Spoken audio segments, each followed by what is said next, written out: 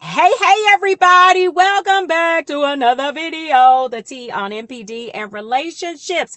Hello, everyone, to all of my new subscribers and my new family members. Hello, hi, welcome.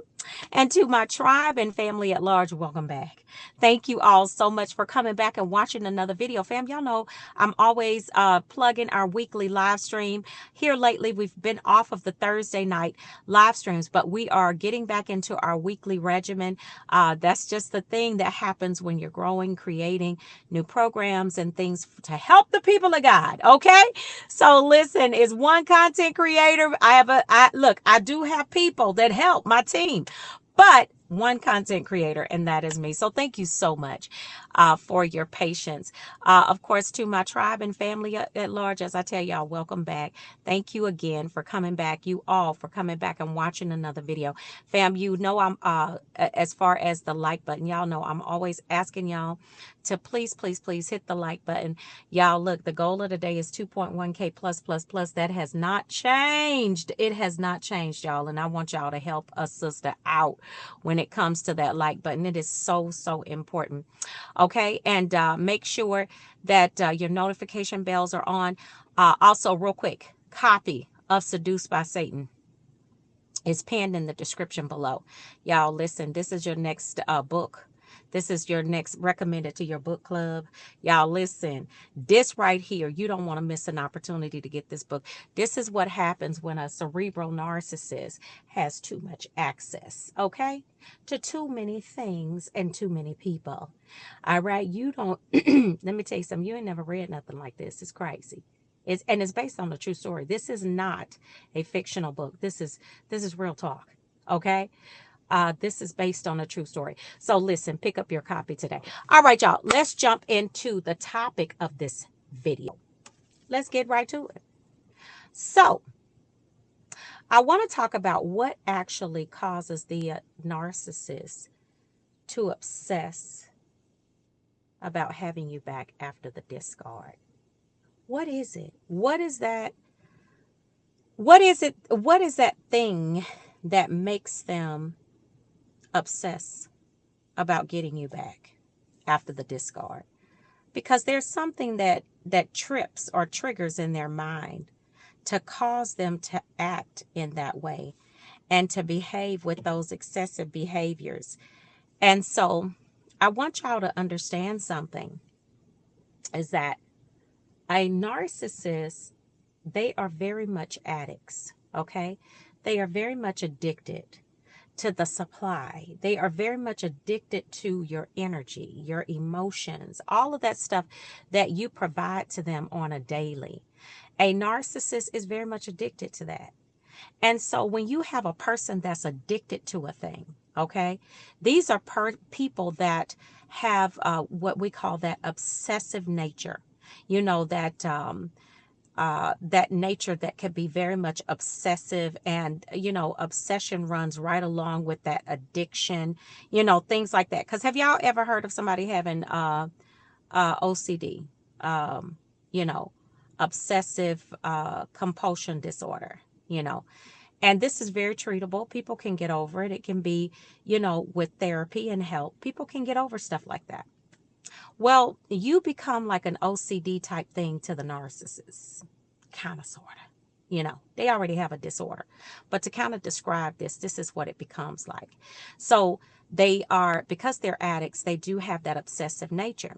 Now, once the discard happens, the narcissist is kind of left in that space of enjoying the twilight or the newness of the new supply.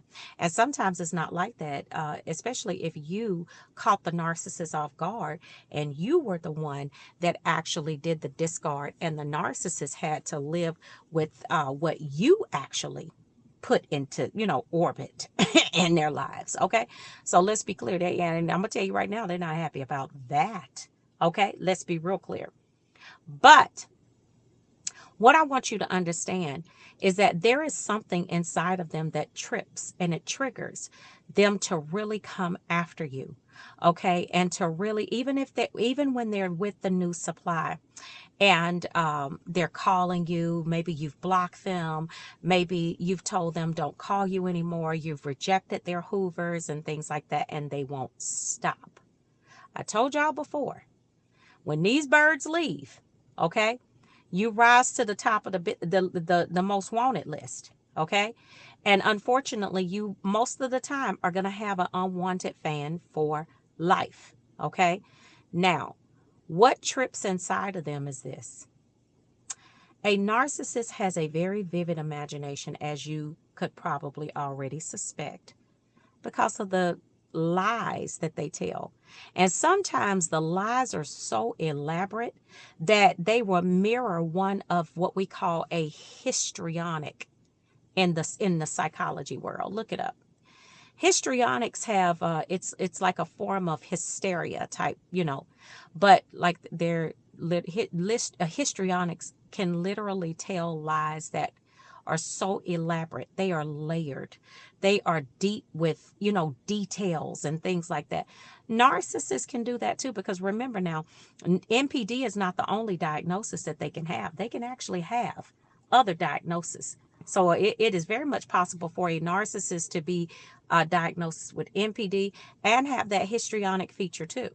Okay, so because they are they like to go into their minds, and they like to imagine things on such elaborate levels sometimes, like when they were love bombing you and telling you all them lies. Okay, so what they do is they fantasize. Bam, there it is. You become the target of their fantasy. Okay, and so what happens is, when you become the target of their fantasy, what they do is they sit, because again of their obsessive compulsive nature when it comes to different things like supply, that addiction that they have to the supply and all of these different things. They will sit and fantasize about you even with the new supply. Okay. And this is why a lot of times the new supply finds themselves in a very miserable situation about maybe 2 to 3 months in, because the narcissist is sitting there fantasizing about the way you all interacted, about some of the things that you all did. And how do we know this? Because when they call you, or they're able to contact you, or they get the family members, the clan of crows, when the clan of crows call you, they talking about how the narcissist is over there complaining and crying and belly aching, talking about all the good times y'all had, all the things that you did for them, and all of this and that, and they don't understand why things are not working out, and blah blah blah, and how you treated them and how you made them feel, and all of these different things. And it just didn't have to be like that. Y'all heard it. Yeah, you heard it. You heard it. They done called you with some information, told you what time it was. So you thinking to yourself, why you calling me, telling me all of this? Or why we having a discussion about what this bird has told you about? They're reminiscing about the past. The past is the past, and it's over. Because they sitting up fantasizing about having you back in their lives. Why? Because the number one thing that a narcissist wants to always make sure that they can do is they want to always be able to say that they can go back and re-idealize what we call grade A or premium supply and pull you back in. Do you know what type of ego boost that is to them? It is huge. It is huge. But that fantasy of being with you again is what triggers that obsession. It's part of what triggers the obsession, because you got to understand that addictive nature and the fact that they see you as an object that they own. A narcissist never had the ability, nor will they ever have the ability to see you as a freestanding unit. No, never. As long as they have access to you, you could never be that to them, because a narcissist do not love, they control. Okay. And if a person controls you, they don't see you as another freestanding unit, an entity that can operate outside of them. No, they will never see you like that. Why? Because that is not the way that their brain is wired.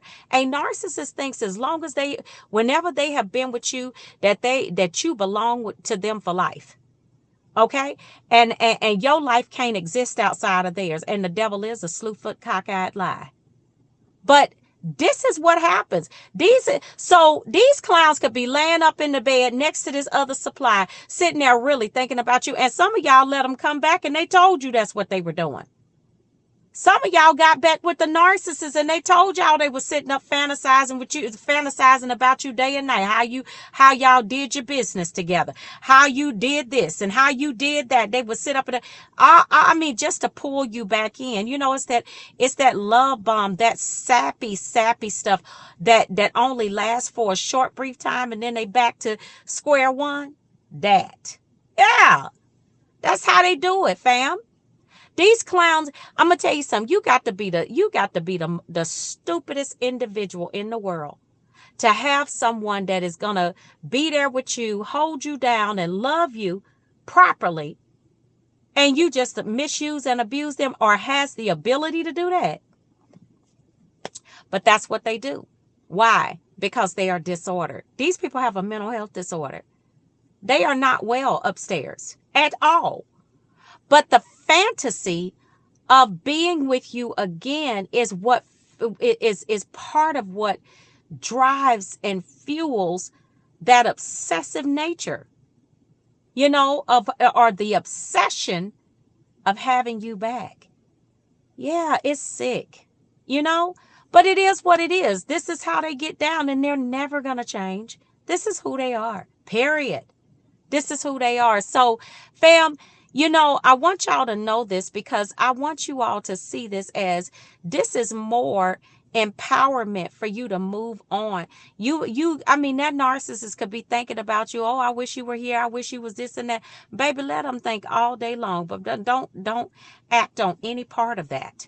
Let them feel what they want to feel, but what you won't feel is the inside of my bed again or my house or anything. You out of here permanently. Period. It's over. I don't care what kind of fantasy you having. Have a fantasy about getting well and delivered. Have a fantasy about getting them demons up out of you. How about that? Fantasize about that. Okay. That's what I'm talking about. But you know, family, I just want y'all to understand that these clowns have a very vivid imagination, you know, and you are part of it. But let it just stay right there in an imagination. Don't you let that clown come back. Because if you do, you will be very sorry. Okay? Very, very sorry. Okay, so family, listen, y'all take really good care of yourselves, all right?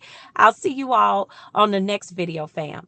And I will see you all healed and whole at the top. Shalom, family.